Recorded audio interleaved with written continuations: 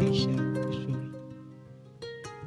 As you know, she's the Executive Director of OSIWA, the Open Society Institute for West Africa.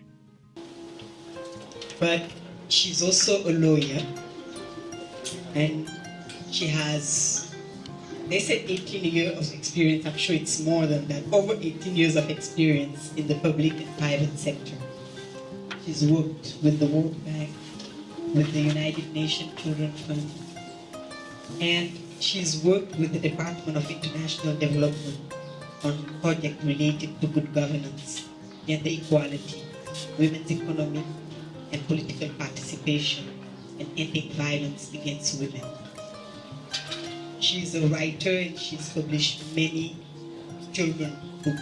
That's the first way I've met her about writing children's books.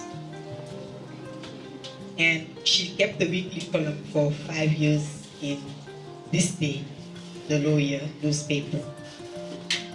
We can say more things about Ayisha Osori, but if you read this book, you will realize what a courageous woman she is. But more than that, I still wonder as I read this book, how in the world she was able to keep track of all of these events and write it in such a beautiful way. It's really something. So please help me really welcome and cheer for Ayisha Osori.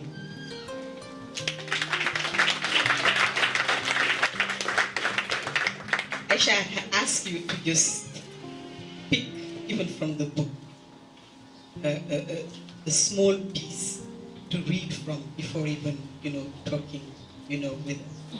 Please. Thank you very much, Kumba. Thank you very much, TrustAfrica, for this honor. You've already given me the audience as well, welcome. Thank you for the honor of letting me have this conversation in English. And I hope that the next time I have a book to present, I will be able to speak French, at least rudimentary, but and the book will be in French. Very, very tall order. I can see people in my office laughing at me.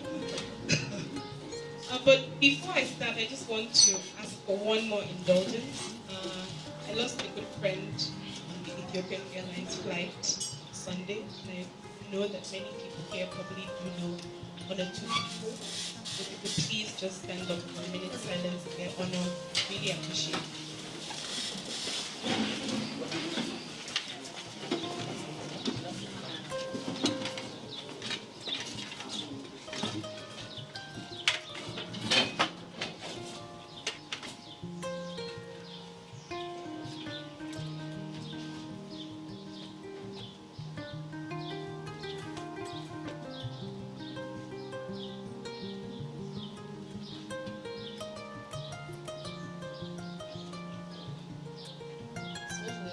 Rest in peace.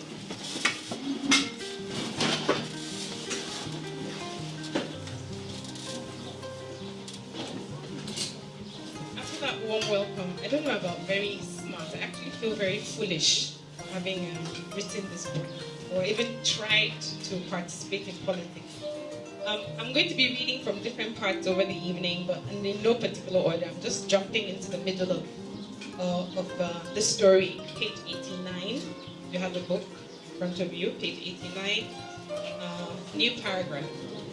A few days before the deadline for the submission of the forms, I got 89. Atravant 9. A few days before the deadline for the submission of forms, I got the phone call shortly before midnight as I was preparing to shut down my laptop and go to bed. It was Malam Hassan. He asked me to meet him at the home of a former speaker in Apo. Just for context, the story is set in Abuja, Nigeria. There were some important people he wanted to introduce me to.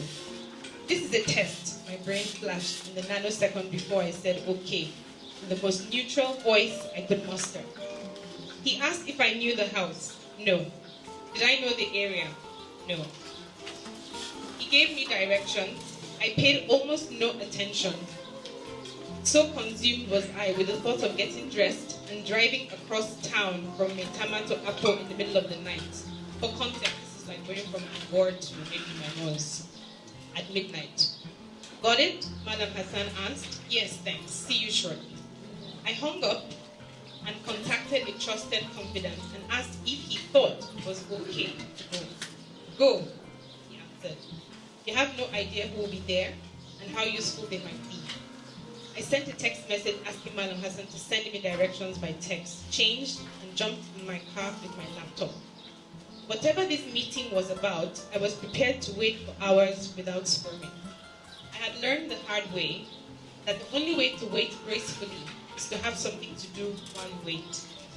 In Apo, the street lights were off, and the shopping mall that was to serve as my landmark was completely enveloped in darkness.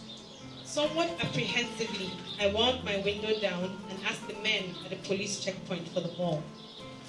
When I got to my destination, I was immediately led into a dining room where Madam Hassan and two men sat. One was an ex-minister, and the other was a certain Sir Shuaib, who I had never heard of, but was clearly supposed to. It is futile to be honest in these scenarios, so I pretended I had and sat down at the table with them. Hassan gave me a generous introduction to my work with the Women's Trust Fund, my membership of intellectual platforms, and my writing for leadership and this day newspapers. Now, she has decided to join you in the trenches and is running for the house, he said. She needs your support and guidance.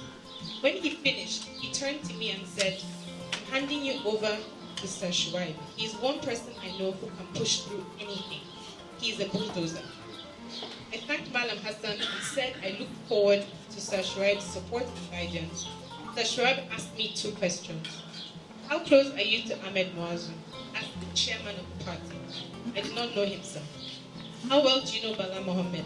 That was the FCT minister who serves like the governor in Abuja, the capital. Before I could give the same answer, Madam Hassan cut him. 0. This makes things harder, Sir Shuaib said. He instructed me to call him the next day. I was at the ex-speaker's house for less than 30 minutes. I never saw the bulldozer again.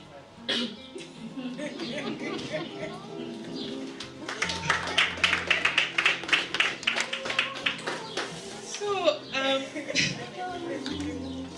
before I hand over to Ibrahim, I just want to say that the reason, I don't know why normal people run for office. I consider myself normal, but I was pushed to test the waters because I had been the CEO, chief executive of a very small non-profit organization called the Nigerian Women's Trust Fund, which was set up, modeled across Emily's List, which is based in the US. I don't know if anybody's heard of Emily's List, but it's supposed to be an organization that funds women's political participation. But after doing that for 2 years, I was having a very hard time raising any money for women. Right? I tried my best. You have the conversations, but everybody felt politics generally is dirty, which is the way many of us in Nigeria, maybe in other parts of West Africa, have been socialized to think about politics. The politics is where people with nothing better to do. You're smart, you're intelligent, you should be in an oil company or a bank. Now you might be in tech, you might be in Silicon Valley or Yaba, but nobody's thinking about politics. So nobody wants to fund politics either. So it was that frustration, and seeing that 2015 elections were coming close and I wasn't going to see a different type of woman run for office. I wasn't going to see more support for women. And I just felt, okay, maybe I should, instead of the theory, jump in, what can I lose? Primaries were about October, November 2014. I literally made the decision in September to run. Yes, so I was not serious, obviously. Because people who are serious about running for office plan 2-3 years in advance. People who are serious about winning elections might even plan even longer to get my drift. So I jumped in. I picked the biggest party at that time because I was just being pragmatic. Usually, incumbency wins. I was living in the capital. The president lives in the capital. Typically, the elections historically go that way, so I picked their party. But obviously, I wasn't welcome. I had lots and lots of obstacles I faced. But the most important thing for me, the most important part of the process, even of reflecting on writing this book, was that I realized that the political party is the gateway, at least in my country, for political participation. And I discovered with shock that the type of people who typically join political parties were the kinds of people who, honestly, with all humility, you wouldn't employ these people in any position beyond blue-collar work. But those were the people in parties. Those were the people who were making the decision who would be represented. Because the thing is, another key lesson I learned was that we focus on the day of elections so much. We focus on the day of elections, but the battle for decent leadership, at least I think, maybe even 80%, has already been lost by that day. Because we have no say over the kind of candidates the parties field. The real decisions have already been made within the parties before we come out to vote. So it made me wonder, why are more of us not taking part in the process before the votes on the election? So that was one of the key lessons. And as I said in the book, I did grow up in an environment where being in politics was considered a no-no. It was just nothing anybody talked about. In fact, I never voted. I was so disconnected. And if anybody's followed the Nigerian election, we just finished our presidential election the day before Senegal had their presidential election on the 24th of February. The voter turnout was 35%. And that's including our thought that the votes were padded. But 35% was the voter turnout. And as I said, I didn't even vote until I was in my way to my 30s for the first time, because that's just how disconnected the people in my class and my social group are from elections. We don't see elections as anything we should participate in.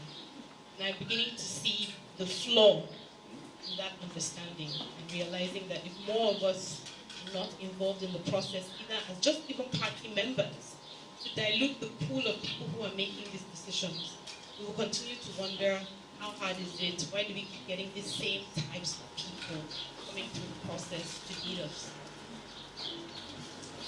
Thank you so much. Thank you. Well, good afternoon, everybody, and welcome to TrustAfrica. It's such a pleasure and honor to see everybody here. It wasn't a long time when I got contact with you. And having this impressive, I'm not used to saying this. I'm interested in knowing what the chorists are saying. So, basically, chori disco.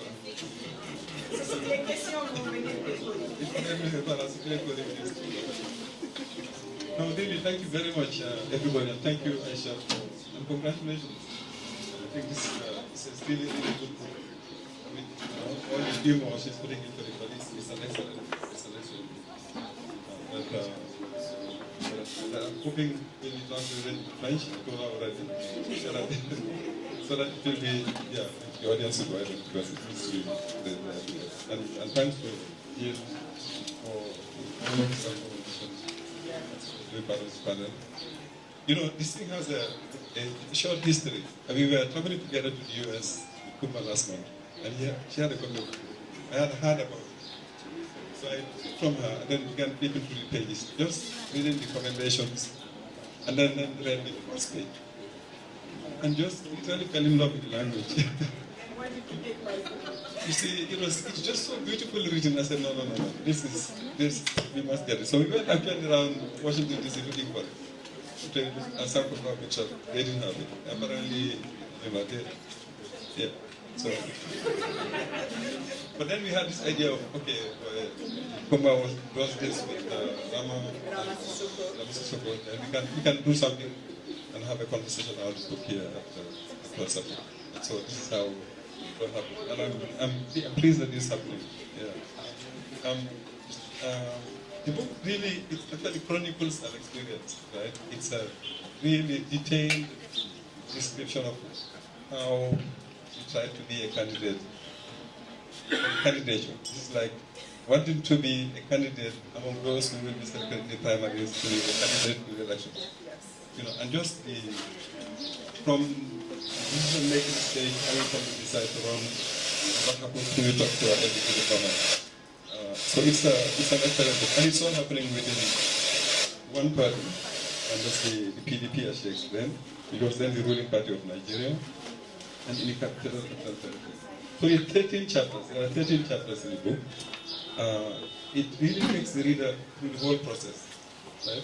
From the very moment that should I go, shouldn't I go, and then you begin talking to people, the reactions you get, but also the questions that she was asking herself. You know, if there's any sentence I want to read here is the very first page again. We must get this conversation going. Said my friends joke that I have an aversion to ease and a beaten radar for suffering. One swears I have, in quotes, punished me tattooed on my forehead in indivisible ink. When people were lining up before God to get their human dose of self-preservation, I was missing. So, you know, unless this is like point. Yeah. But it takes you through the whole process, and I think it's really, really important to understand how it is happening, because we tend to see the people out there campaigning, and we have no idea of what happens before they get to that stage. Yeah, and so we have a unique opportunity in this particular book to get a sense of actually what happens within the political parties, where actually it's all democratic in most instances. Yes. Right? And all the bullying that takes place within the party, the obstacles that are addressed on the way of people, particularly now when it is a young person and a woman. So and then it takes you all through. It's actually a very fine analysis of politics in Nigeria, and of party politics, and then after taking us through the whole process, at the end she sums it all up in an epilogue, which sort of distills the key lessons. And I think that's extremely good. And then of course there's a letter to President Jonathan at the end of the book, and the letter ends with "Let democracy breathe and thrive," addressing this letter to President Jonathan.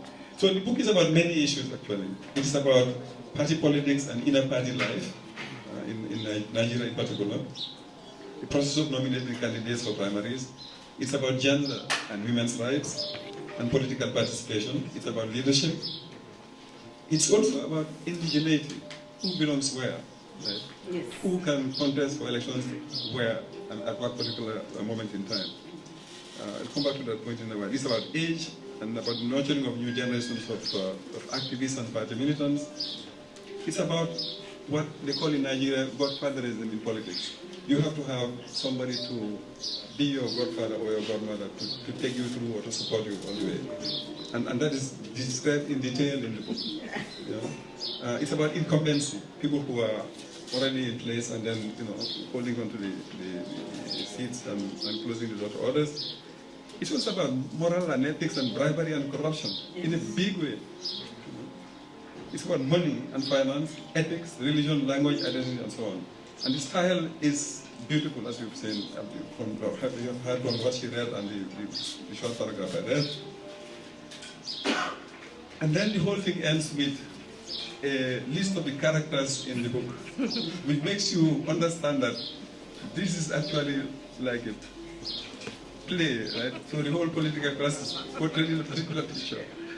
It's there's various characters. But I want to focus in the next few minutes is just about a few things, the 4 or 5 things. First is gender, and then I'll talk about indigeneity and party politics, the third one. Patronage, and this godfather's mother issue, and then the money and the role of money in the whole process. Now, gender and women's rights. You see, the book tells us that there are about, when she was running, considering running, 7% of the women, parliamentarians in Nigeria, 7%. And the question was, why join that select few who have no influence? and then who are in a almost like mature environment where men really call the shots and then, kind of throw their waist around. And so the question of why run was asked, and then she answers by saying, look, you know what, first of all, if we want to have more women, increase that group, grow that 7% to something bigger, well, you have to have women running for office. Right? So it makes sense, and it's a very logical thing to do. And secondly, also, talking about the kind of people you find there, as you say, people who can qualify probably only for blue-collar work. You need to have people who probably also have different kinds of backgrounds joining that group to be able to change that if you want to change it qualitatively. And so, but it's also about what that group can do, and comparing those 7% in the Nigerian parliament with the women in the Congress in the United States who could take a position in relation to the abduction of the Chibok girls, right? And the Nigerian parliamentarians didn't do something like that. So something doesn't seem to add up here, right? And so a number of issues also, we said, okay, well, maybe if I am there, I will do something. So a lot of actually good reasons for running. That's really the one point. And obviously, it's about, therefore, influence in policy and what can you do in that context. And so, but also be just consequential. If you are heading a CEO, be a CEO of a trust fund that is supporting the participation of women in politics. Of course, at one point you have the temptation to show the example. Yeah. Now, the small number, this is a common problem in most countries. There are very few countries. Rwanda is one of the examples where you have a large number of women. Senegal is changed now significantly. You have a lot more women in parliament. But in most countries, this is a problem that is very common. We have patriarchal setups. We have very few women in this. And then, of course, the question is, what can change the situation? The Senegalese experience and the adoption of a law on parity, an absolute parity, 50-50, although in practice it doesn't really work that way, it actually can help in making a difference. Because, for one thing, people have something to hold on to and then carry out their struggles. So that law becomes an instrument of struggle. So it's, in a sense, the result of some struggles, but it can help in advancing new struggles that people can use. So, and one of the things, for example, that the law in Senegal says is that in the parties, in legislative elections, for example, where they submit lists of candidates, you should have one man and then one woman, and then one man and then one woman, so that you don't have a situation in which the top of the list will be men who will therefore have a greater likelihood of being elected, and the others are there. So a number of things that can actually be looked at more closely. And then, of course, that parity law was taken up at the level of the African Union also. But in practice, of course, we know there is a lot of challenges. But what she also describes, talking about gender and women in politics, is just the whole way in which the environment is unfriendly, right? Totally unfriendly. I mean, this whole notion of calling somebody up at a particular hour of the night to go out, and then what that creates in terms of the perceptions, right? And she beautifully says, well, for the women, the issue is security. What can happen to me if I go out at this point? For the men, it's a completely different kind of consideration. Well, who is this woman going out at this night? What is she actually going to do? So you have a lot of issues that are sort of captured very well in this thing, and it all, of course, tells us something about gender and how it is difficult to be in politics as it happened. Second issue, very quickly, is about party politics. She tells us very, in a very clear way how actually the whole thing has evolved over time. There was a time when party politics was meaningful. Parties had clear orientations, ideologies, and programs, and then you could differentiate one party from the other. These days, she says, APC or PDP, it actually didn't matter where you belong, because they actually have the same kinds of programs, and people move from one to the other. So they shuttle. So in a sense, as she said, she was only pragmatic and said, I'm going to join the ruling party, because then I'll have a great chance of being elected. But it's not because of any particular ideological or political, consideration. No, that's a serious issue. because in Senegal, of course, the whole debate about transhumance, is what it also raises, right? People move when the majority in parliament changes and new government is in place. You see them crossing carpet, as we say, in my country, and then But the point here is you have a real issue in the way political parties are structured, and in fact it raises a number of other issues. First of all, if people are not joining parties now or parties are weak, it's again because they have discredited themselves in a sense, right? But related to the way they are structured and what they are organized around, it is also how when you don't have ideological differences. And both, as you say, I'm quoting here, both parties are essentially vehicles to gain and keep power. Both parties are driven by factions and politicians who often wander from one party to another. Okay? Now, the nature of the parties has evolved, therefore. The ideological orientations are no longer there. But also, even in the way they are governed, previously parties had chairpersons who were strong, and then she cites an example in which the president of the time would go to a congress of the party and wouldn't be the one chairing the whole thing, would sit down on the floor, and then the party chairperson would be sitting there and be deciding on what happens. Now that is gone. The presidents tend to be the party leaders, and then they are the ones actually who decide how the party runs. Number two, they tend to choose who their successors are as presidents and who their successors are as party leaders as well. So you have a number of issues really that make the situation completely different. And so the issue of succession within the parties is actually a major one. And therefore it's not surprising to have the kind of challenges that one encounters if you want to run for election or want to run for the running of elections actually, as it sort of had. The second thing that it raises is parties have lost something that they used to have in the past. Parties had ways of mentoring younger militants and giving them political education and ideological education. Parties had schools for cadres, for militants, and for everything. Now that it has also disappeared. So now what young people are expected to do in the parties is just to be the crowd that goes and where there is a need to cheer, they cheer. Where there is the need to cause trouble, they cause trouble. And so that's something that probably is for those of us in working in civil society, it's something to consider. The third issue is the whole issue of indigeneity. She tried to run for elections in Abuja, where she was not born. And the whole issue is that who are you to want to be a candidate in elections in this place where you, even if she had lived there 20 years, 30 years or more, and has a family there, a job there, and a house there and everything, but because it's not your place of origin, you have an issue. So how long will it take you to be a native? I mean, the big question that Mahmoud Mamdani and them asked at one point, when does a settler become a native? When does an immigrant become a settler, or sorry, a native? It's really very clear here. That you have been there forever, but you are never, it's like a proverb saying that you can have a log in the water for a long time, but you'll never become a crocodile. Yeah, so, but that issue of indigeneity in African politics is actually very serious. Depending on the context and the degrees, it is the basis for excluding people and depriving them of the citizenship rights in a number of instances, or access to land, or access to very important issues in the country. And that issue is unresolved. In almost every African country, it can become an issue at one point in time or the other, particularly when you have a crisis of any kind. Yeah, so we have a way of maybe making the basis of citizenship very fragile. And I think it's an illustration. And you don't have to go far to look for that.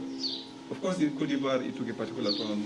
They had a whole ideology around it, equality. But here in Senegal, you go to Johan and Fajut. My colleague, a former where I studied before, did a study on the inter-community relations, interfaith relations actually in Johan and Fajut, which is a serial community, right? And Christians and Muslims is one of the few places where you have a common symmetry for both, right? And within the same family, you find Muslims and Christians, the same family. But they would make a difference between who belongs and who doesn't belong. And the person who doesn't belong doesn't necessarily have to be from another group. You could be a settler from a neighboring village, but outside of the area. You are a settler in that place. And now, those settlers are the majority in Joel, and they have begun running for elections and they are willing to. So this is an issue you find in different contexts and different degrees, and it's a really something that we have to learn to deal with. So that whole issue of indigeneity, I think, is been very important, and you show very well how wherever you go, they ask you, well, you know, where are you from? You know, where are you from? And they have sort of taken it to another level in Nigeria, this thing they call federal character, where it actually codified, it's institutionalized, right? You know, that whole thing, yeah. The fourth point is about the godfathers and the godmothers and who you need. You need to have somebody really to stand for you, stick their neck out for you, mobilize their networks for you. Otherwise, you have no chance. You know, you have no chance. And that is really, really very central, and in the context of Nigeria. So you just really wonder what you know, what can make a difference in that context. Very quickly, the last point I want to make is the whole issue of the whole of money. Now, I asked her, well, how much money she had to run this episode. Because everywhere you have to leave an envelope, you know, and then it doesn't have to be, you know, it couldn't be a small envelope, right? And there are sophisticated ways in which you get the envelope presented, and in what context and where you do it, in the balcony sometimes, you know, so. But money is really a determining factor in the whole process. Unfortunately, it is becoming a trend almost everywhere now. But the way that it is happening here is that within the party, that if you have to go through so much trouble and have to give out so much money within the party, then what is going to happen when you move out and when you finish the primary now? You have no money left actually to run for the elections proper. And so I think these are some of the issues that I thought that run through the book. And then that she sort of distills in the end. So it's about what is happening within Paris, as I said, and how you have to face adversaries in a fierce competition. Now, there are comments here and there for those of us who are working in civil society, which I think we should reflect upon. At one point, she argues that, you know, the masses vote in one particular way for particular people, not because they don't have the information. So they would say, well, you know what, this guy is winning in Abuja still. We know he's useless, okay? But somehow they still continue to vote for the person. So there's something to understand in terms of how, you know, the people's minds work and what actually is the motivation behind voting for particular people and not for other people. I think it's a very important thing to meditate. And then, of course, he has practical, you know, recommendations. 14 tips for people who want to run for elections. Now, I'm advising, Aliu, if you are thinking of running for elections in Senegal one day, this book has important lessons for you.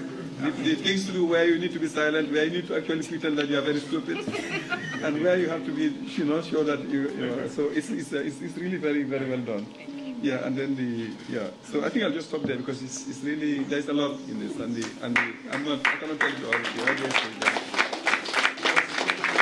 Thank you so much, Ibrahim, for this beautiful comment. I mean, he really went, you know, through the book to make all these comments.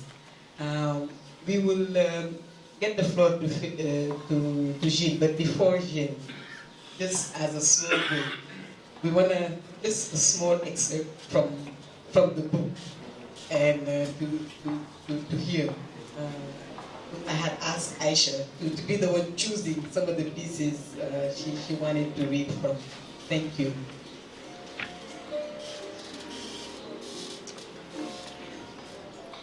Thank you very much, Ibrahim, for that really detailed breakdown of the book. I mean, you explained it and broke it down to, I guess, the key things. Really appreciate it.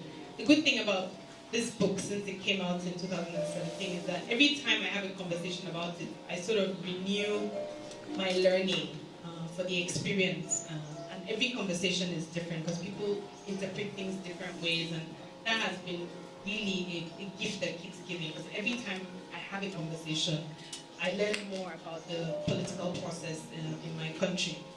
So I'm starting from page 16, the very first paragraph there. Soison, page, please. Says. When friends and associates learned I was contesting the primaries under the PDP banner, You might have thought I had shaved off all my hair and was walking around naked. Such were the reactions. You are committing political suicide by running under PDP. You have killed your brand, killed it. I did not even know I had a brand. I was amused by the melodrama. But the truth was that deciding what party... Thank you. I was amused by the melodrama, but the truth was that deciding what party platform to run from had cost me sleepless nights. In some ways, it was weightier and more nausea-provoking process than deciding to contest in the first place. As a newspaper columnist, first with my column for This Day, The Lawyer, and later for Leadership, and as a public commentator on radio and television, I had been scathing about PDP's politics, policies, attitude to governance, and the detrimental impact of years of PDP rule on the practice of democracy and the development of Nigeria and Nigerians. We still live with less than 4,500 megawatts of power after years of PDP-led initiatives costing billions of dollars. The government had lost the monopoly over violence, resulting in terrorist groups operating in the Niger Delta and Northeast. Insecurity was the order of our lives, and years of underinvestment in education and health had lowered the quality of life for everyone. Yet, the party reveled in arrogant statements like PDP will rule for 60 years, and there is no vacancy in Aso Rock, which is the presidential palace. They smacked of a total disregard for the people, vindicating the nagging suspicion that our votes did not count. So PDP was not a natural choice. However, APC was not automatic choice either. I knew a member of civil society, much older, who planned to contest for the same Amakwari seat. He had started preparing early and joined APC ages ago. I did not want to struggle for the same ticket with him, but a few friends convinced me that my sense of propriety did not matter. I went to the APC national headquarters on Blantyre Crescent in Wuse 2, a district of Abuja, to register as a member. Accompanied by someone who knew his way around, I met the officer responsible for registration, who promptly instructed me to come back later. There was some story about forms not being available and registration of members being closed for processing. Consultants were handling the registration to ensure all party members had proper identification cards. When I went back a few days later to follow up, I left without making any progress.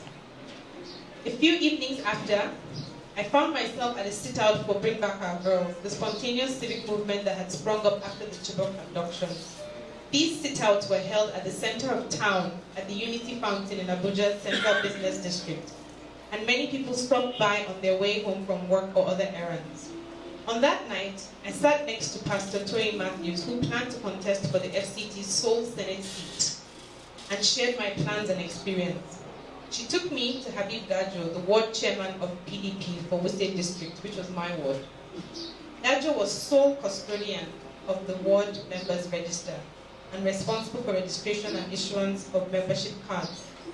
He was a stark contrast, though, to the typical party ward chairman, fluent in English and Hausa, educated and anointed with the gift of the gab. 17,000 naira later, I had my PDP card. I hadn't chosen the party chose me.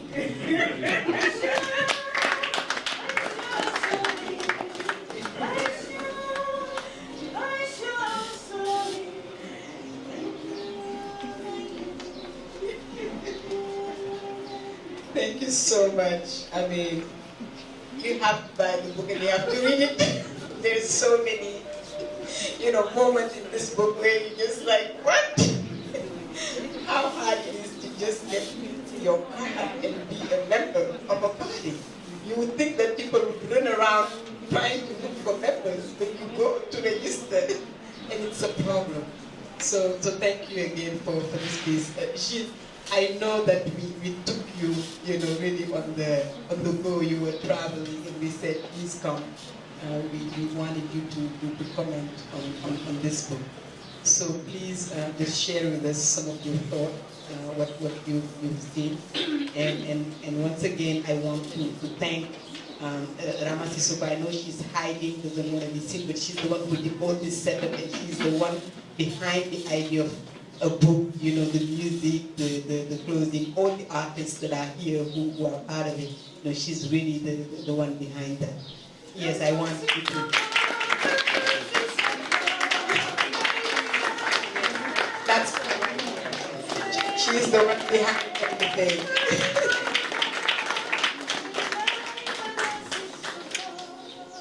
Yes, so Ishim, tell us a few words. Thank you very much. I get that it's a Friday where I have to train my English conversation, so we try. Thank you, Ibrahima, for the invitation. Thank you, Kumba. And really, I was very happy, even if I was traveling and I had no chance of reading the entire book before today, but I was very happy because the topic was so interesting and I'm so much personally interested in understanding political practices in the region. So I think my first word is bravo, congratulations for this,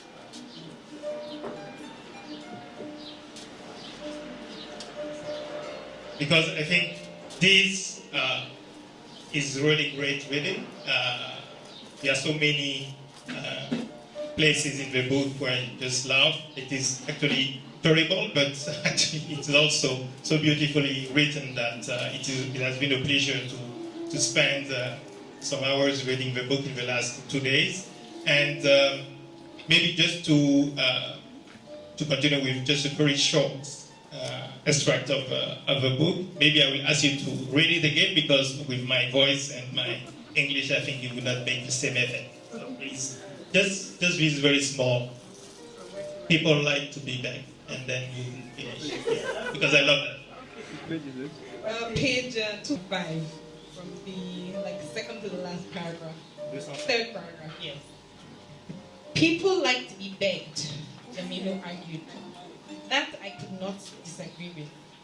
Nigeria's politics, like its roads, was littered with people begging, kneeling, and prostrating their way into office or out of paying for their reckless driving.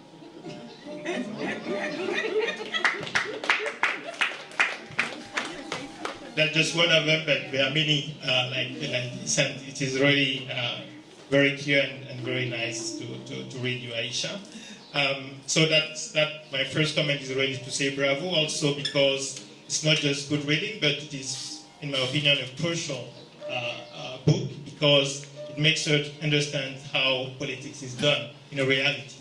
And I do believe that the only way for the region and the continent actually to rethink the political system of the countries is to try to understand how it works in reality, and then try to identify what are the major flaws, and then try to think about what are the responses that we could provide to the major flaws.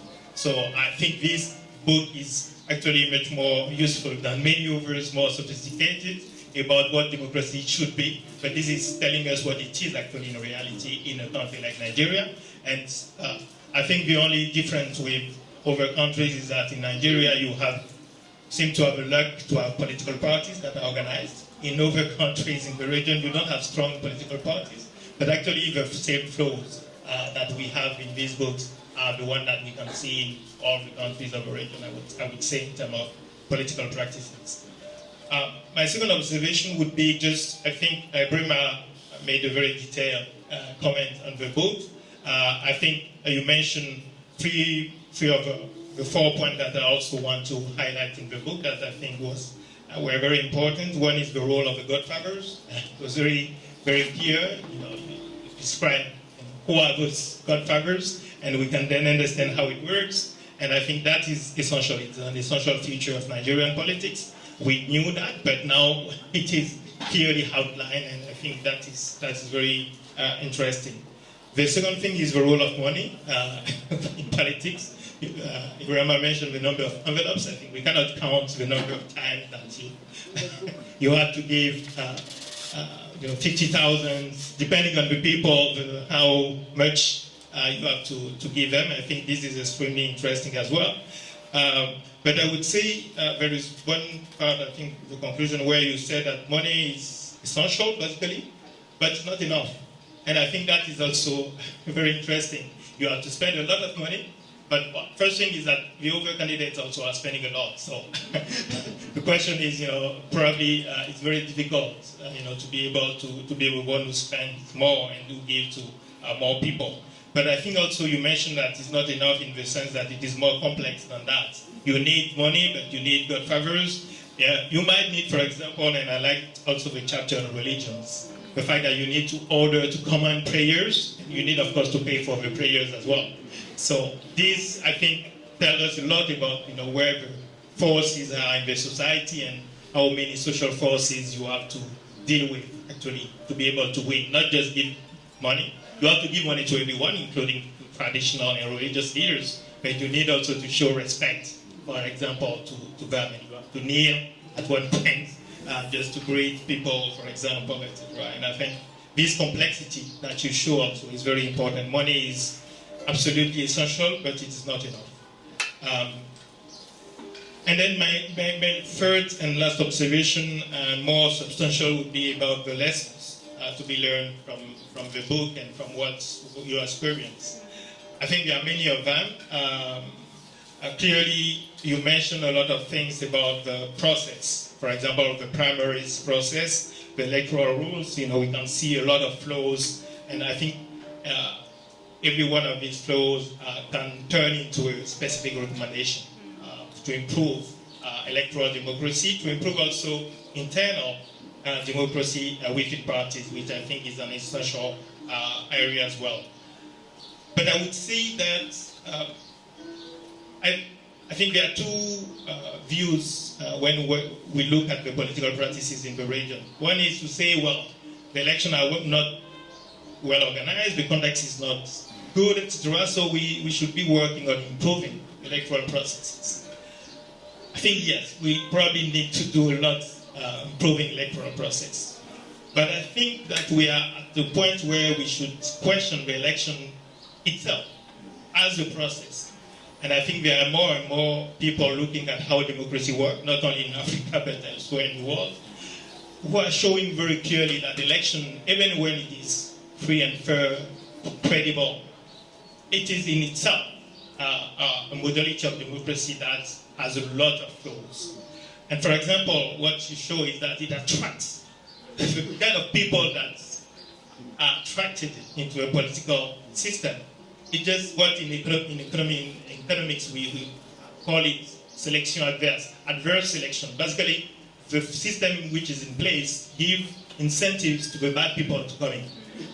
So if you don't revise the incentives in the system, you have no chance to have the good people in the political machinery. And I think that should lead us to think more profoundly about the political system that we have, and probably go beyond just, kind of reforming the electoral system, I think.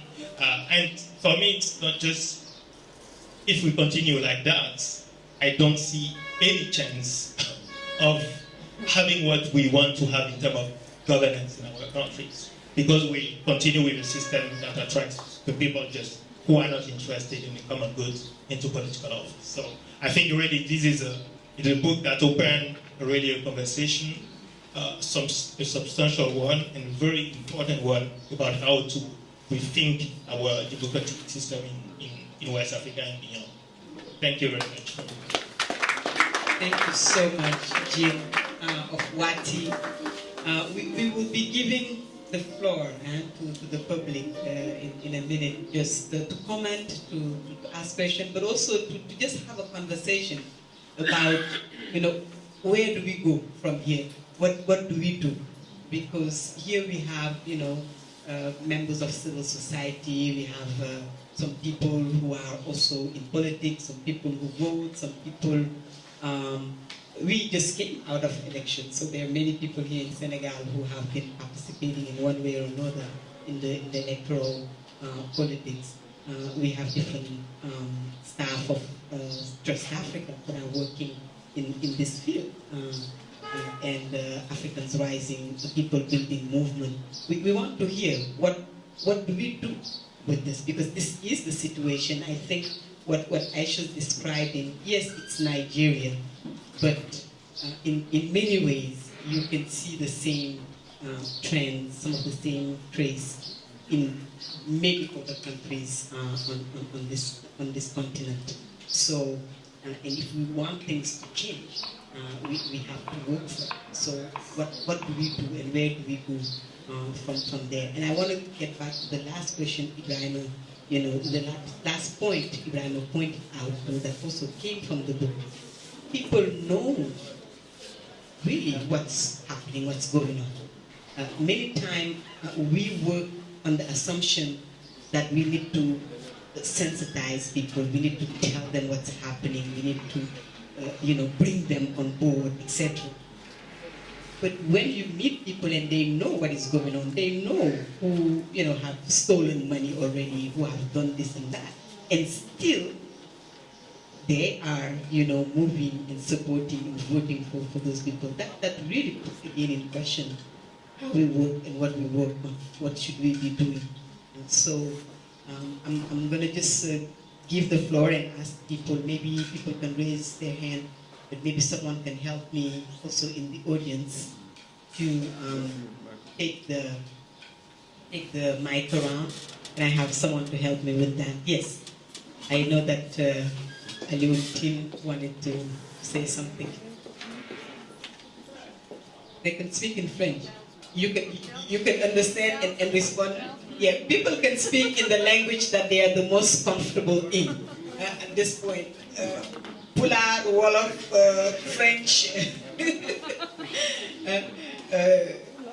Allemand also. So you can start here with the yes. Merci beaucoup. Je vais parler en français. Et en fait, c'est le littéraire qui parle. Je l'ai lu comme un roman, comme une fiction narrative. Et effectivement, il donne des indications elle-même pour montrer que c'est une fiction narrative. Quand vous décrivez les personnages, voilà ce que vous dites. What is a book about politics without a profile of main characters? Even where some of the names have been changed. Ça c'est la fiction. C'est ça. Il y a quelque chose de paradoxal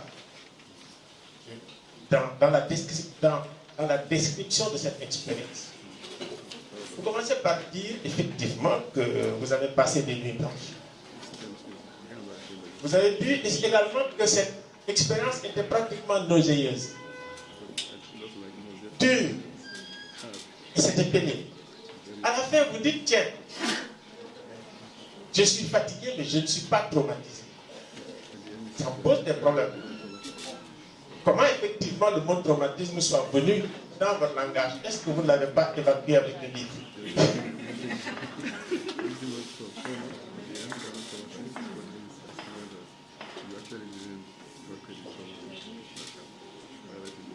Maintenant, je viens des problèmes de fond, des parties. Oui, je vois qu'il y a plusieurs personnes dans l'audience qui ne parlent pas français. Mais peut-être Ibrahim, I'll give you the mic so that while you're translating for Aisha, it's also for everyone. Okay.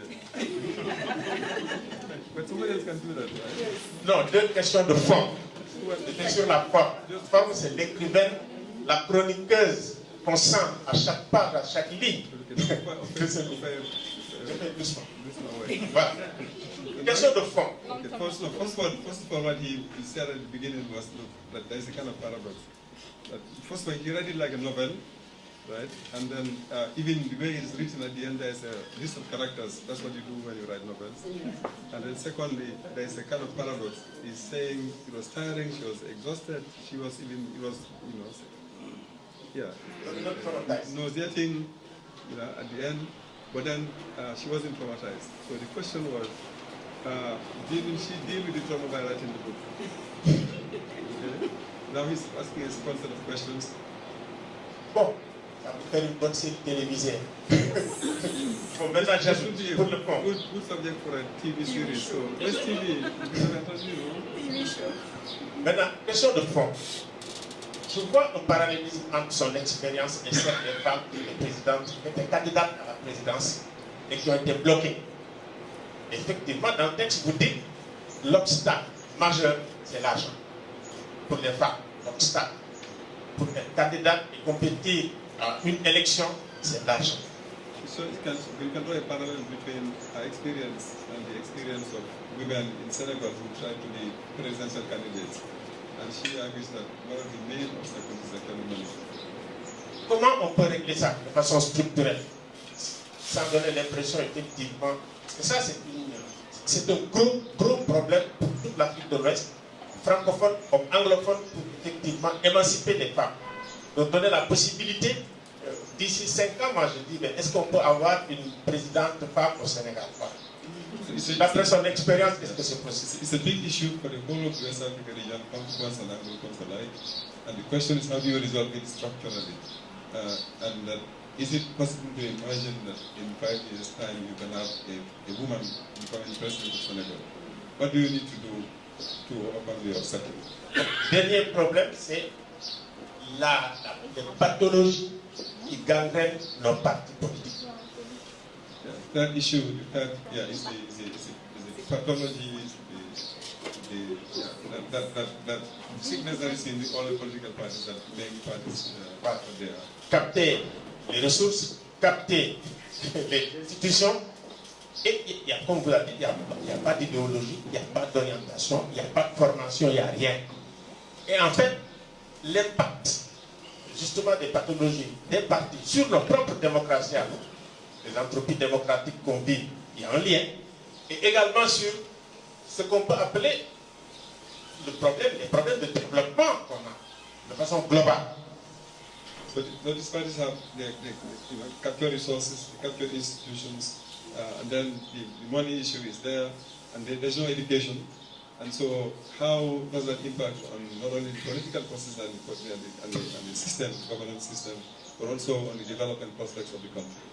Enfin, on a comme l'impression que dans ces systèmes, on rejette des personnes comme elle, comme toi, comme moi.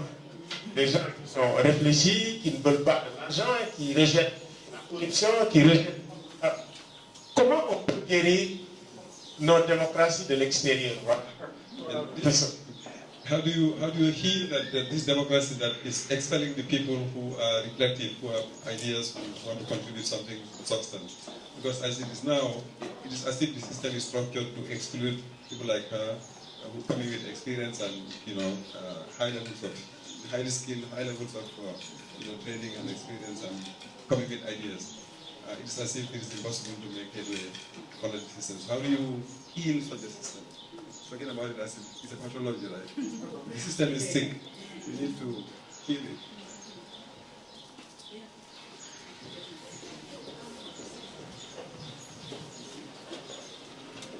Thank you very much. My name is Al-Fasi. I'm from the private sector, but also now trying to do like you, Ayisha, get into politics. So I'll definitely read the 14 points that you suggested there. And I'm an ambassador of Africa's Rising. Thank you, Kumba, for inviting me. And I'm glad I attended this today. My few comments, because I happen to know a little bit about Nigeria and the politics in Nigeria. Just to draw a comparison between Nigeria and Senegal, like you mentioned, you just came out from the elections in Senegal. So one cannot but do a little bit of a parallel on what went in Nigeria and what happened in Senegal. The first thing is Nigeria, like Ghana, for example, has a system where 90% of the cases, two parties who are fighting. We went through the parrainage and we came to 5 parties, which I'd like to hear from you whether you think it's a good thing or it's a bad thing. Obviously, like everything, it has its pros and its cons, you know. I happen to know a bit about the situation in Nigeria in 2014 when you decided to run for primaries. First of all, we don't have primaries in Senegal, unless I'm wrong. But what happens here is that the party, I don't think it's democratically or wherever, they have a candidate, and then the candidate is decided mostly by the chairman of the party. I think I have a problem with the mic.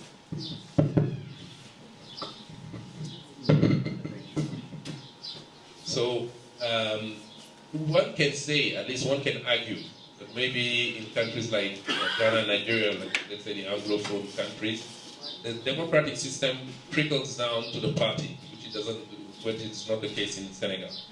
So maybe it's also a lesson that we can draw from our, brothers and sisters in the Anglophone countries. So that's one aspect there. One other thing that one can notice here in Senegal again, teaching, learning from what happened here, is that we ended up in a situation here in Senegal this year where the major parties that historically were present were not in the final race. That resulted in some, let's say, threat even to the democracy. Ultimately, everything went well, but still, people felt like, the process took out the main party. Back to your book right now, without going into the details, because I haven't read it. I mean, Kumba invited me, but she didn't give me the book before. Kumba, that's what she does to me. She tells me, come, and then once you're there, you find out that you should have read the book before coming here. Anyway, I'll read the book and I'll get back to you to go into the details. But I think also what happened in Nigeria is also what happened everywhere else. It's in 2014, PDP was defeated and the APC came in, right? Which was a historical moment for Nigeria. Because normally in Nigeria they always tell you it's impossible for the incumbent to lose. But that came to from my point of view, from the fact that ruling parties tend to be arrogant in Africa. Same here in Senegal, without throwing any blame at anyone.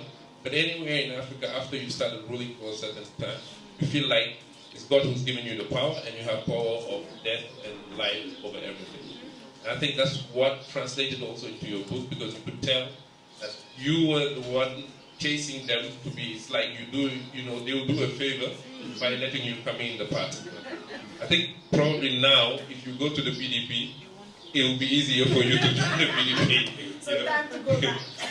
Because of the outcome of the 2014 election and because of the outcome of this election. So I think that's also something that we have to learn from.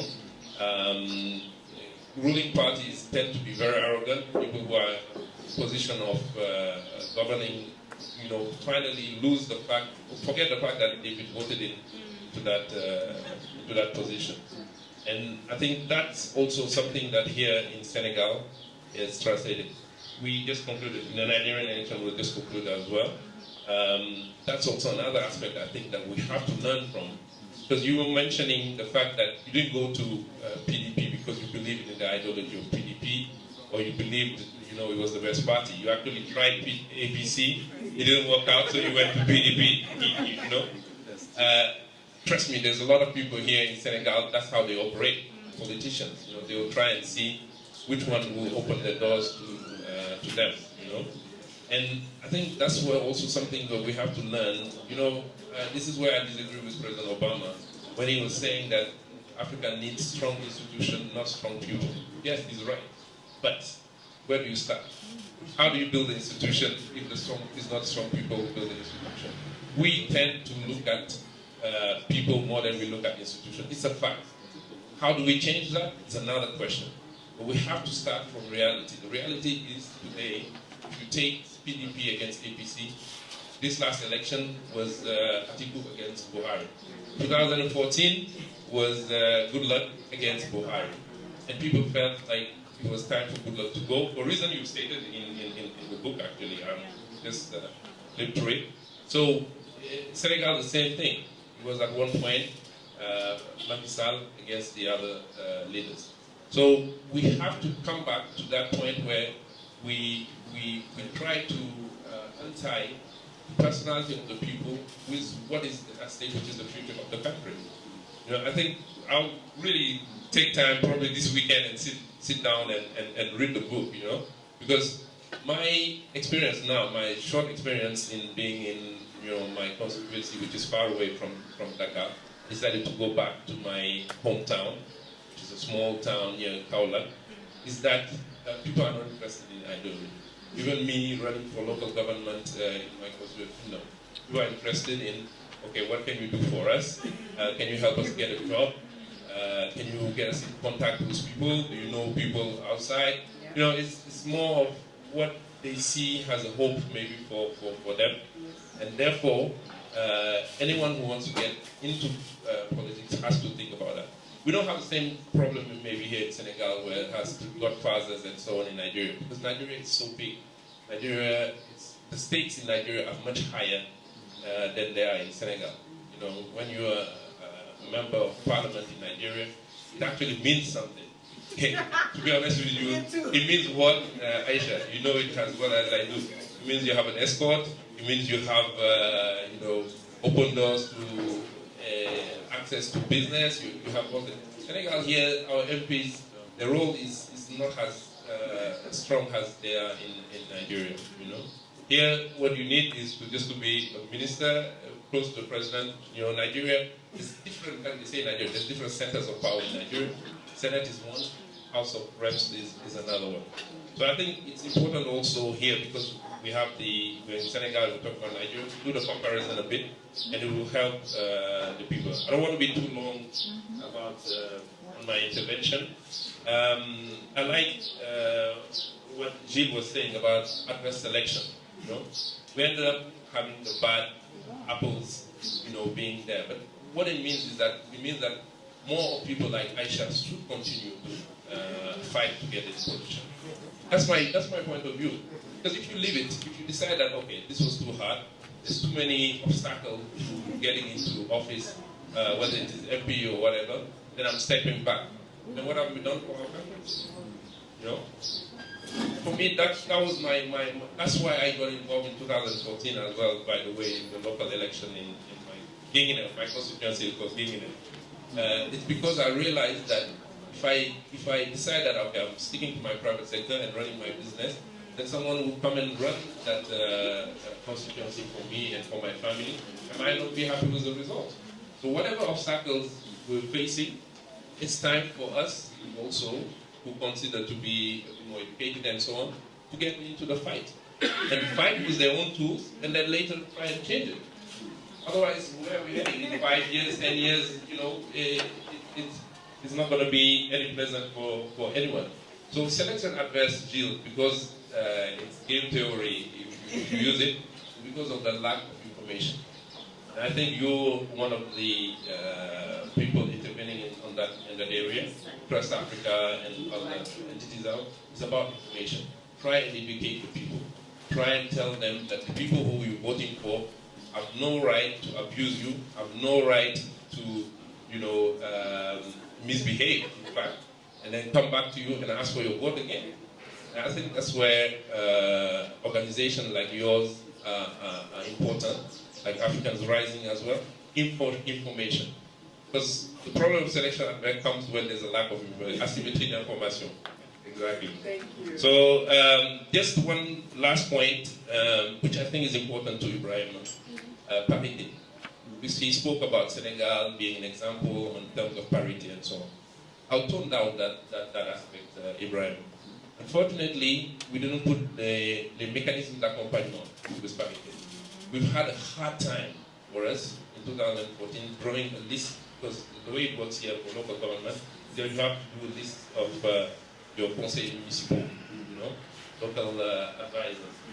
And to find, because you know, one man, one woman, one man, one woman, but to find women that are educated that can sit and read a budget and draw a plan for whether it is local government, whether it is parliament, it's difficult because the women haven't been trained, they haven't been educated, you know. So I feel somehow, that's why I will tone down, it's just for debate, on a mis la charrue avant les bœufs. We forced the parity, and then we realized that, okay, now you're going to have to find the calibers of women. It's not about putting women there for the sake of putting women. You need to bring them up to speed. Yes, we know women can be hardworking and probably more hardworking than men, probably have more integrity than men, but they need to be up to speed. So there's a work that needs to be done there before you now go into implementing it. And then we can put aside, you know, all the cultural issue, religious issue, Tuba never implemented the parity. They totally refused, and no one could do anything about it. You know? So we have a long way to go. Our democratic system, and I think it was mentioned here, needs to be well thought through. We need to reassess ourselves, and we need to be able to compare what's working in English-speaking countries, what's working in Francophone countries, what should be dropped, what lessons we draw from everybody's experience. Try and have, because we're talking about integration.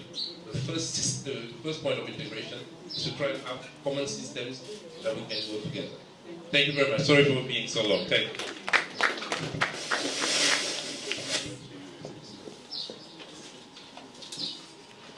Thank you. Thanks, Ayisha. You've really helped me lose faith in elections. I think you've done that quite effectively. I'm from Zimbabwe, so we do have comparable experiences. In fact, I remember at one point when our president was told that Kaunda had lost elections, his response was like, really? Because Kaunda was the sitting president. Like, really? How stupid. Not that possible, but how stupid. So, I'm going to resist speaking to something that's not sitting too well, particularly around this question of parity and gender. I hope it's something that can be addressed from the panel, but I think it's something we need to challenge. There's so many men who cannot read budgets who are sitting in parliament and who are in all these places. So I don't think that's really the issue here. But I wanted to continue on my aspect of you helping me lose faith. So I've been toying around with a very provocative idea. So the question to you and the panel is there hope in tinkering with the way that electoral democracy is currently structured? Can we get something from this tinkering? Because from your experience, it appears as if this is a system that is designed to elevate mediocrity to the point of sanctity. And for you to become elected, you must be selected first. And the selection process just seems to be littered with it's a minefield. If it's to do with money, godfathers, gender, thuggishness, there are all these, mines that you have to go across. So can this system be tinkered with? And I'm asking this question, and at the same time bringing into our conversation, if you go back to the Athenian roots of democracy, election of representatives was done through a lottery. So citizens simply put their names, those who were willing will put their names into a hat, and you pick from that hat. To me, it appears that a lottery system will be much more democratic and will probably produce better results.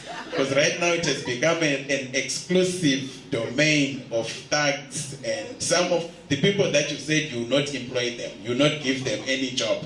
These are the people who rise to the top. So it's really a serious question. Can this be tinkered with, or should we start advocating for a lottery system to elect our representatives? Thank you.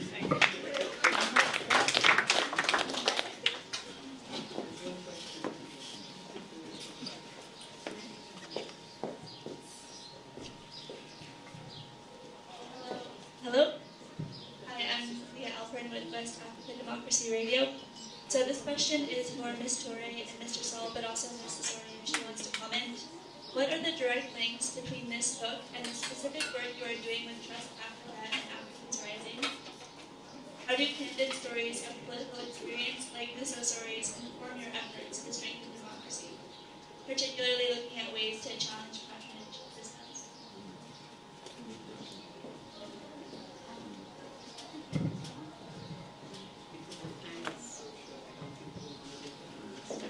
Thank you, Ayisha, for the book. I think it's really educative and as well very useful for the generations to learn from. I think it's a bold step to share your experience with the world, and I want to thank you for this. I think my comment will go into where do we build democracy from? For me, I think we have a bigger challenge at the lower level before we even contest at national level. You have narrated in the book clearly the selection process and then the limits of what people can take control of at that party level. For me, I think Africa's democracy, the bigger challenge is at that level. We need to be able to have the systems that are very much fair and open and transparent and very much inclusive for everyone to be able to participate. In order to avoid thieves and thugs to continuously take charge of our destiny as a continent. If at the party level, the party leaders themselves are not democratic, that is, you see somebody leading a party for 20 years or leading a party for 30 years, they will never be democratic when they become a particular presidential candidate or win the election. I had an opportunity, or maybe was given an opportunity after the revolution in Gambia to be asked to maybe contest in one of the famous parties. So hopefully I think I would have win, but I realized that maybe that was not the right time. Let me wait for the right time. But in listening to the analysis and then having the glance of the book, I realized that, you know, there is an urgency for the smart people of Africa to go into politics and build the foundation for us. If not, it will be difficult for us to achieve the Africa we want. That have been stated in different books. So my particular question will be to the rest of you, maybe to you especially, in your reflection around the opportunities that you see for young people who are into building movements and who as well who are into driving for social change, the opportunities that you see for them in the African politics. Because your conclusion, when one read it, might feel like, oh, there might not be a room for me. But is there any hope, and what would be those hopes that you might want to share with us? Thank you.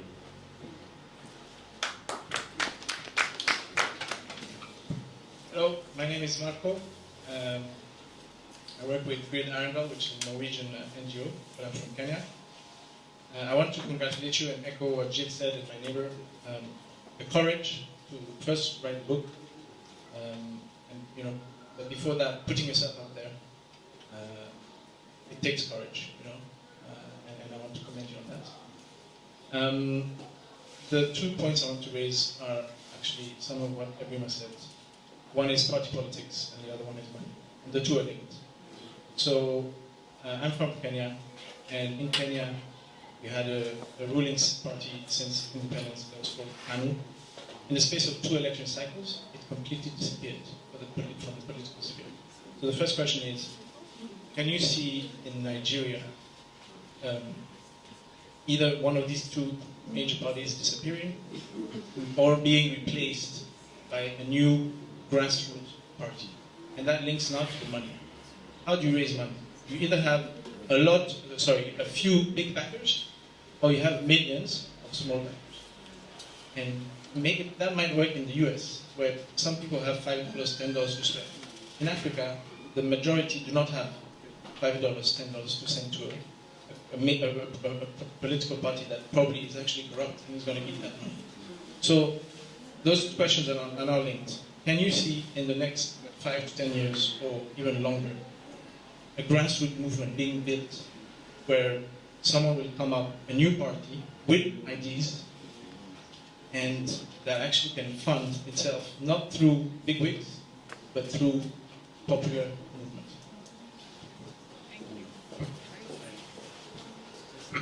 Since I have the microphone, I'll use it. Thank you for a wonderful read. I enjoyed reading your book. My question really goes for the money, and it's linked to corruption post-election. Because you spend too much money, you invest a lot of money, you give out envelopes, you buy materials, you give out whiskey and buy cars. And if you look at it, I'm looking at it from the perspective of my country, Uganda, where young young people are looking and being to join politics mainly to eat. That's how they phrase it. It's our turn to eat. Yes. So they're investing in themselves so that they can eat. So how are we going to do away with this culture of joining politics to eat?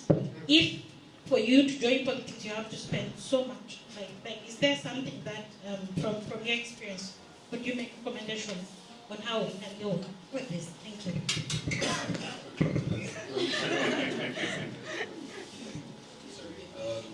I really enjoyed that, and I also read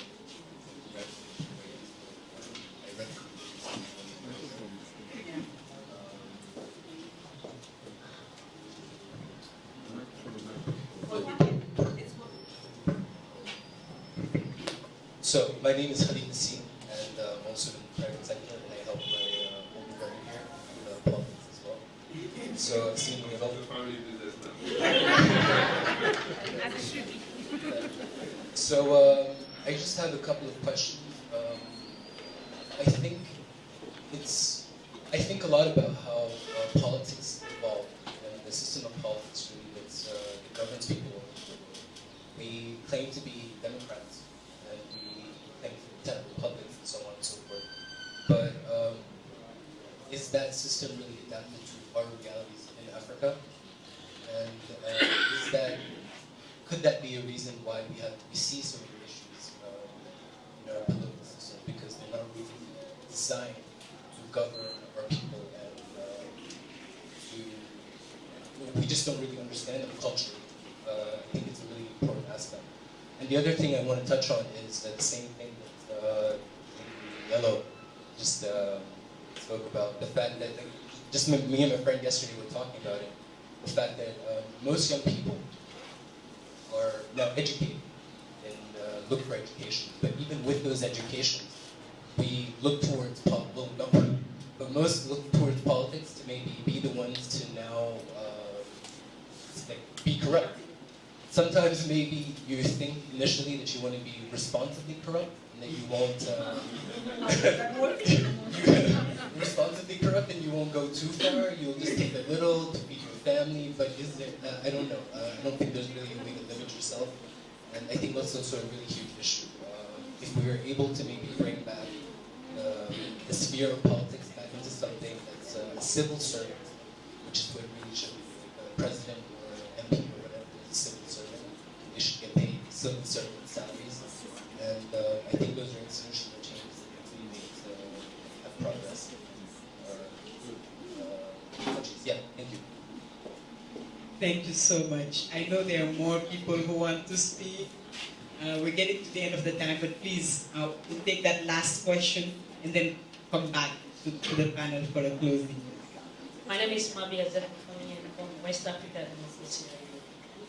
I recently did a program on women's interest in and participation in politics.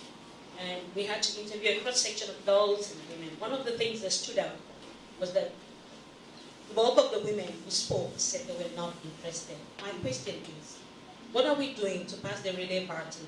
We've grown through a system where young girls are not interested, women are not interested. And we have seen women in our society who have made efforts towards bridging this gender gap in the domain of politics.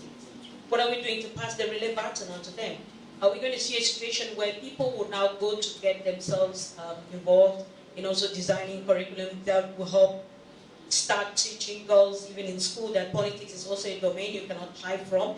If we have to see a long-term goal of involving many girls and women, or we would continue to put it in books like we're doing very well and teach in other ways. But I think we also need to start innovating and challenging some of the structures that are in place, which have sometimes not worked because some continue to be male-dominated.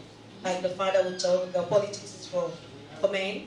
The mother would tell the girl child, politics is for men. So can we alternatively change the stereotype? Thank you. Thank you. Thank you so much. Yes, we'll come back. I will ask Gilles to respond quickly to some of the questions that was addressed. Then I'll ask Ibrahim, and then we'll finish with Ayisha in a little reading to close the conversation. I know there's more that we could talk about.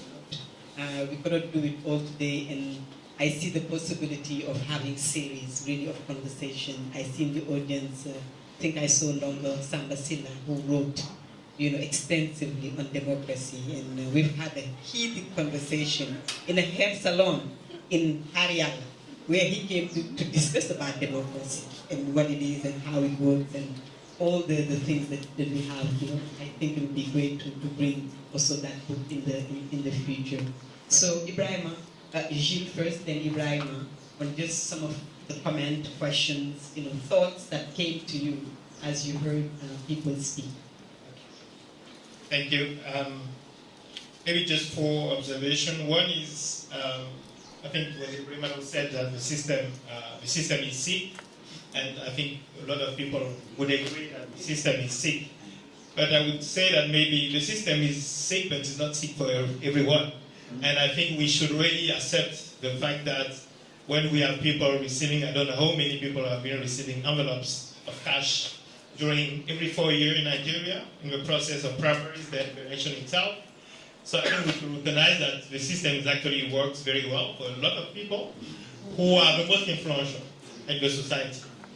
If we don't recognize that, I think we cannot see how difficult it will be to change the system, because there will be resistance, because again, I think the system is very comfortable for a lot of people who live very well, and that's why actually they want to get into politics. It is precisely because it is very, very comfortable for them. So I think this is one point that we have to try to identify who is really benefiting from the system.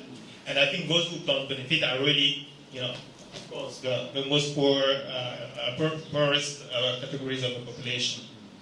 My second point is about information and the importance of information, as you mentioned. But I think one thing that you said, Ayisha, in the book was exactly in page 255. I'm not convinced that the main obstacle to citizens demanding accountability and digital service is the lack of information. And then just perhaps the problem is the quality. Perhaps the problem is the quality of discussions around the information we have, which raises issues about education and exposure. And I think that's very important. The distinction between the information is now quite available. Actually, there's too much information and bad information now. So the problem is what kind of discussion that we have around the information and what kind of context that we provide to information. And that's precisely, I agree that's what we are trying to do at our level, at what is precisely that, to be able to put things into context, not just providing information, but trying to provide the kind of information that can be useful, for example, for the citizen to form an opinion on who, the candidates. The third one, just about what to do to reform the system which is sick. Actually, the other 2 books that I'm reading right now one is The Case for Democracy Against Election, and I really recommend that one as well, from David Van Rooyen, who was the one who wrote about the Congo, story of Congo as well. He made a very convincing point about why elections is just not working, and reforming election will not be enough to be able to have the kind of democracy that we want. And I think that is really a good reading. The other one is the book by Ngozi, and which is also very interesting. It is Fighting Corruption is Dangerous, and it is also a story of Nigeria, experience of being Minister of Finance in Nigeria. So when I read your book and the book of the minister, you can understand the problem of governance and then the problem of election as well. And I think we have to think about all these. And maybe an additional difficulty is the electoral cycle. I think that does not come from the book, but I wonder in a country like Nigeria, and also in all our countries, how we can expect to be working on mid and long-term issues like reforming education system with 4-year electoral cycle. It's just, there is a time inconsistency in that, and I think it is a very difficult issue that we need to think about. And finally, just not a response to, but the question from the journalist from the West Africa Radio, I think we are trying to provide some recommendation, and you can go, for example, we did some work on institutional reform in on the framework of WATI. You can find it on the website, where we provide a comprehensive set of ideas that could be useful to reform political institutions in the region. Of course, again, we are not sure everything, but some lines of ideas that could be useful to think about, how to reform our political system. You can find it on the website. Thank you. Thank you again for coming and supporting, this conversation with us on TrustAfrica. Ibrahima, just few words. I know there's a lot, but Well, I think there's just so much that has come through. The questions are very good and the comments. And so this is a conversation that will continue. The thing about sickness, I was translating that you talked about pathologies. But you're right, there are a lot of interest in served by customers in India. And so I think the question is what are the things that we need to get in place for it, at least the minimum to be there for it to be at least sufficiently open for it. Perhaps it's going to be so I think just one direct question, what we do, but this is definitely, I think, an invitation to reflect and refine our way of approaching these issues. Because at the heart of the theory of change of TrustAfrica is to say that empowered citizens will make a difference, basically, in politics and everything. And information, better informed citizens will be the ones who will be, you need the information for a better informed. So you cannot go around the information.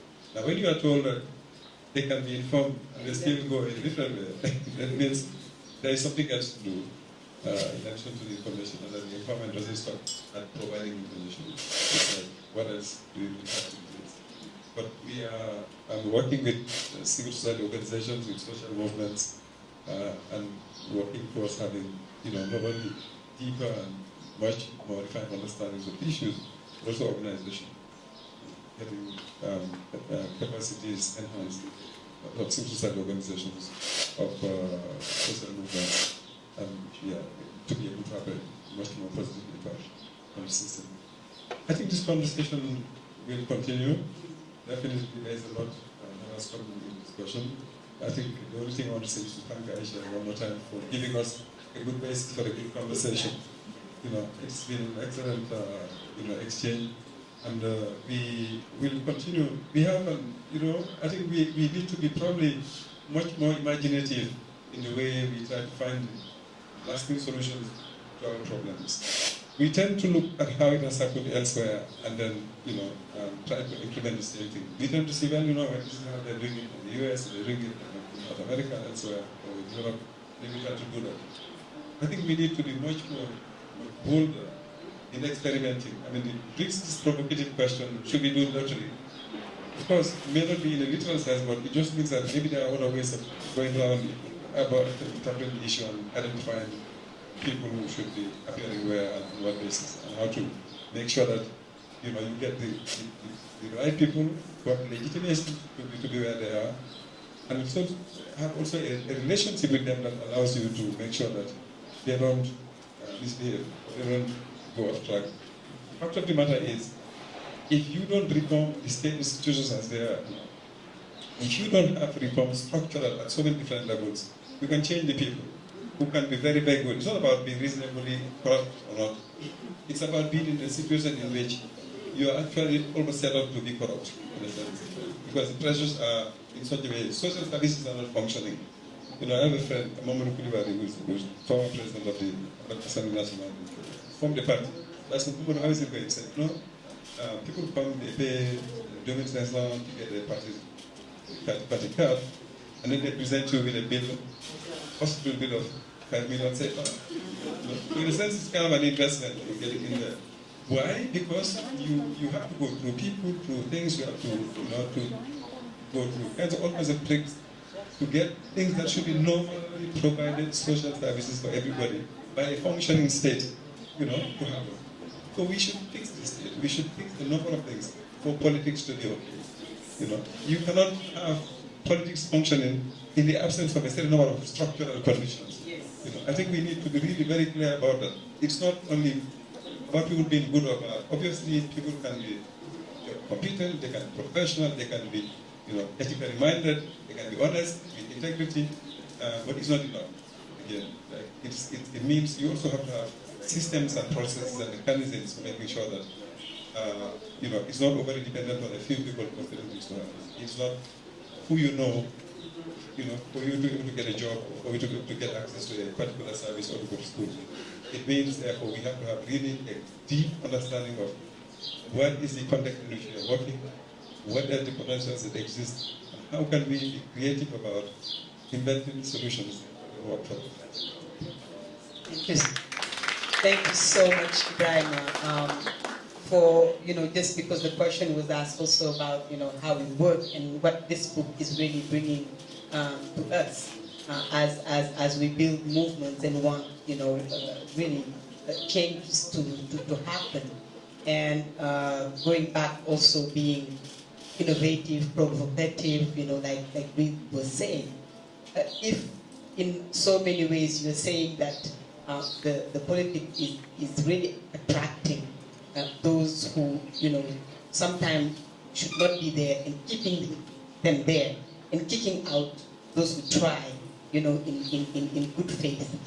Would it make sense then that we fight as civil society and as movement to set up certain bars where if you don't meet those thresholds, you cannot run for president? I mean, I think somehow, at least looking at the women's movement, because that's the one that I'm the more connected with, and the feminist movement, I know for a fact that most of the time, people who do not respect women or who are acting in certain ways, even in their private life, if you put them in politics, they are bound to do the same thing, even in other ways. So just putting certain, I think, fighting to get certain threshold for people to be able even to be in politics. I know in Mali, I've been talking with Goita, and what he was describing about some of the people in politics there. I was just saying, it would make sense to campaign just for them not to be elected. Not to even elect someone, but this one, we cannot have them there. It's serious. We have to also get to that point, because if information is there and people know about certain things, we should not allow those people to be the one really running the countries and running things. So again, thank you, Ayisha, for running for office, for writing the book, and for coming, responding to this invitation and this conversation. We will let you say a few words again, from all the comments that we've heard, and thank again everybody that made this possible, from the set of the staff of TrustAfrica, Africans Rising people. I know people are doing Facebook Lives, and so there's a lot of people across the continent who are following us, the artists, our friends, the journalists, everyone who made this possible. Thank you so much. Ayisha. Thank you very much, Kumba. And let me echo that. I don't know how to be as gracious as Kumba, but really, thanks a lot to everybody who's taking precious time out of a Friday afternoon to be here. It really means a lot. And it would take hours to do justice to these questions, honestly. So I'm not even going to try. I'm just going to try and say 3 quick things. But really, I'm new to Senegal. I might not be able to converse in French, but anybody who wants to discuss the book further, it's part of my work. We have 3 pillars in OSIWA, and one of them is democratic practice. So this is my work. I'm doing my work. So I'm happy to have many more individual conversations over coffee or attire about the questions I couldn't answer. So that's my caveat. So in the way of me making new friends, I'm doing more of my work at the same time. So to try and summarize, I think Giles, everybody's comments are sort of contextualized, but the truth is, yes, what we have now works wonderfully well. We might think it's sick, but there's a whole political economy around how things work right now. People benefit from the system, people are used to the system. Like in anything, even when you're not a direct beneficiary, you're an indirect beneficiary. So from the book, you can see that even with prayers, there's a whole political economy around praying for people who want to run for office. So every 4 years, the Marabouts come out, they go to Jerusalem if you're a Christian, they go to Mecca if you're a Muslim. There's an entire economy around elections, the way they're run. So yes, if we don't understand that, we have to do the electoral reform we need. And so for my brother from Zimbabwe, the aim was not to make you discouraged. For me, when you read the book, let's talk. The aim was to see the opportunity. I guess as in Nigeria, I look at the whole process and I'm like, God, there's so much we haven't tried, which comes to what Brahma said about being innovative, being bold. At this point, I feel, what do we have to lose? Which is why I wrote the book. I'm like, break all the eggs. We're already in a bad situation, whatever. Let me put this information out there and let's see what people can do with it. So yes, we need electoral reform around our countries, different levels. And if I try to pick on some of the comments made about Senegal, one of the long-standing cries for reform, electoral reform, is to have an independent electoral body, as opposed to one that sits inside the ministry, run by somebody who reports to the president. Just for all sorts of reasons, there's issues with that. My understanding is that as a community, as civil society, there have been calls to change that. So that's one thing that could change. Amongst other things. Another key thing that I would say, just talking about the parenage, is that coming from Nigeria, where we had 93 presidential candidates, you do not want to imagine how long the ballot paper was, how much money INEC would ask for, as our electoral management body, to print a ballot paper on 93 presidential candidates. So looking at it, the parenage looks good from that perspective. But from within Senegal, you look at it and say, did the parenage leave out many people? Then it will come back to the process. How clean, fair, transparent was the process? So for me, it's always between the spirit of what democracy is and how we interpret that spirit in our different countries. So the parenage for me is a good way of saying, is it only serious candidates? But if the parenage process was not free, transparent, credible, and you leave yourself with people feeling it was gamed, people feeling that the candidates who should have been there were not there. So for me, that's it. It's both sides. You look at what's the spirit, what's the intent around democracy, and how our process is fostering that. But honestly, where I'm sitting now, in Nigeria, I would like a parenage system, so that we don't have 93 presidential elections. Elections are not a joke. Why should you have 93 presidential elections, even if they're a country with 200 million people? It still makes no sense. So for me, there's lots of room for electoral reform. And one of the things that I think is also common around all our countries, touching on process that we seem to focus on, but again, for me, it's tied to the spirit of democracy, is our voter registration process. In almost every country, it's a sham.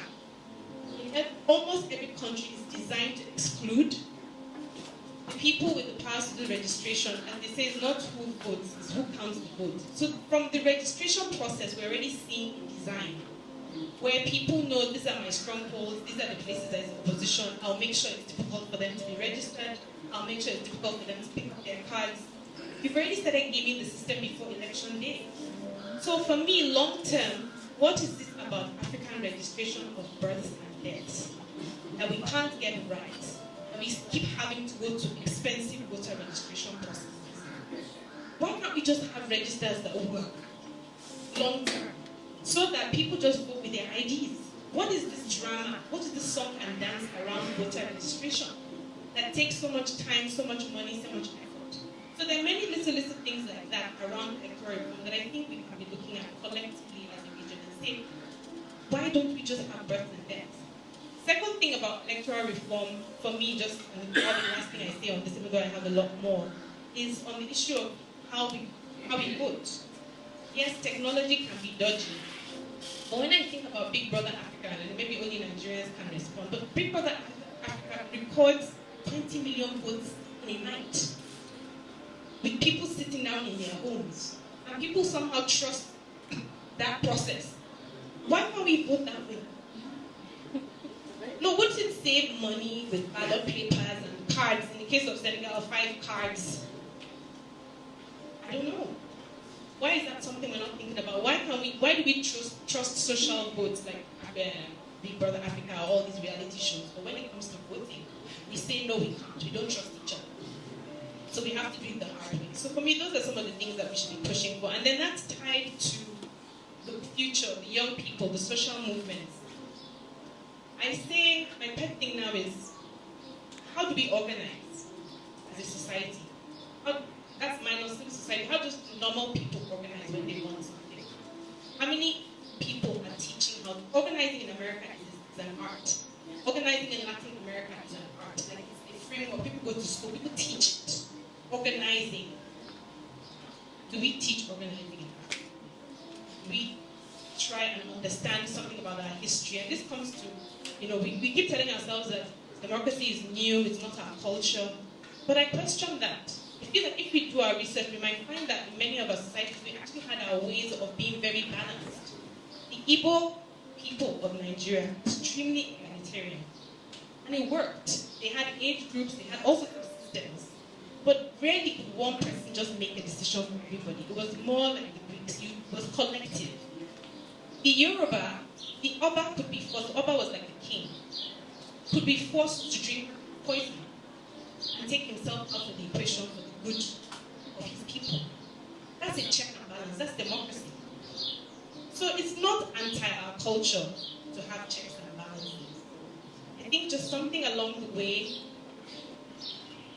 politics have become so lucrative. It's the biggest business on the continent.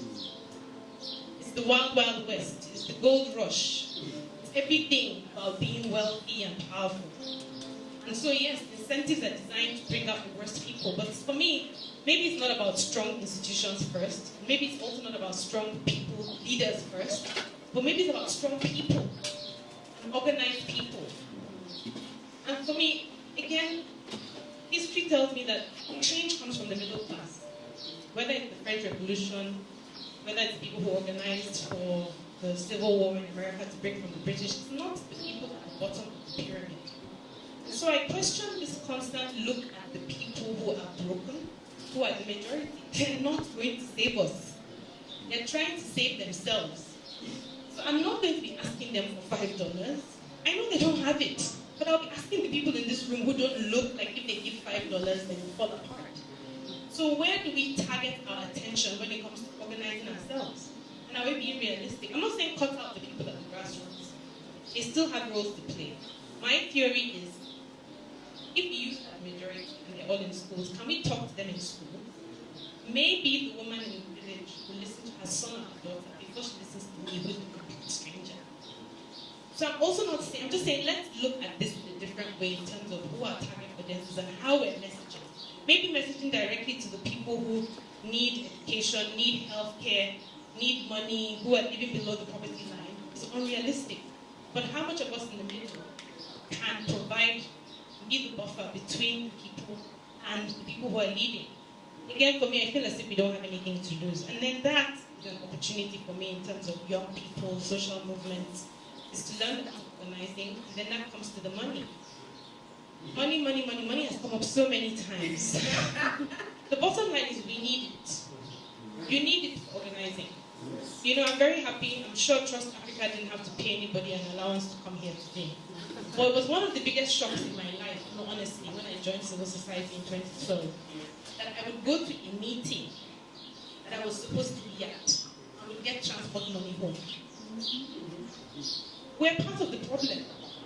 That's why you have organized people without money. They look at us in civil society and say, you're always giving yourselves money. Why can't you give us too? So you want us to come out and riot or protest, but where's the money? You people are being paid money. You pay yourself money to come to meetings, but you don't want to. Don't milk from.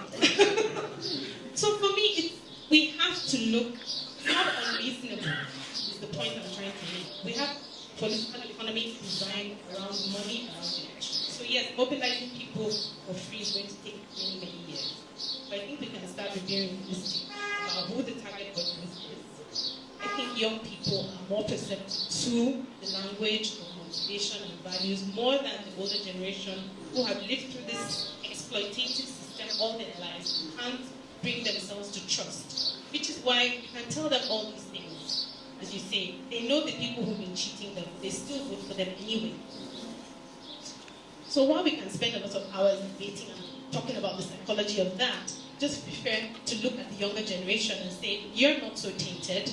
You've only lived here, and Khalifa can hear me out. You're not so tainted, right? I mean, you're still fresh, exactly. So it's easier to convince you to organize around values than it is to organize Khalifa here. Sorry, Alpha.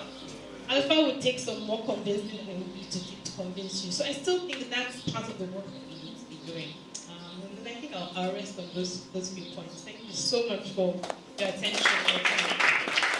Thank you so much also for the music, for the beautiful kora that has accompanied us.